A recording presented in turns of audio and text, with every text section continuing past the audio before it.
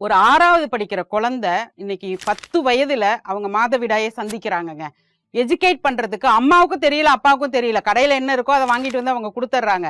அதுல இருக்கக்கூடிய கொடிய அரக்கன் டயாக்சின் குளோரின் 10 வயசுல இருந்தே உடம்புக்குள்ள போகுது. 25 வயசு வரும்போது அவ திருமணத்துக்கு வரா.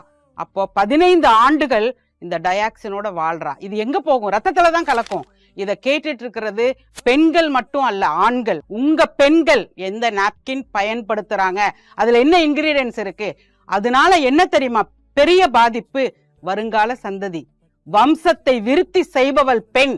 செயற்கை கருத்தரிப்பு மையத்துக்கு போய் உங்க வம்சம் விருத்தி அடையணுமா? 2 மனங்கள் இணைந்து அந்த பந்தத்தில் வாழ்ந்து உங்க குழந்தைய நீங்க பெத்தெடுக்க வேண்டுமா?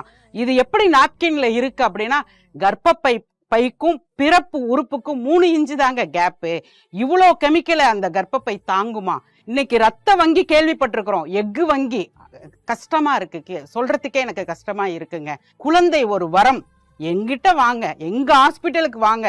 ஏதோ டீ கடையை திறந்து வைக்கிற மாதிரி இப்பொழுது இந்த ஊரிலும் இப்பொழுது இந்த ஊரிலும் அப்படின்னு NHல ரோட்ல பெரிய பெரிய போர்டுங்க.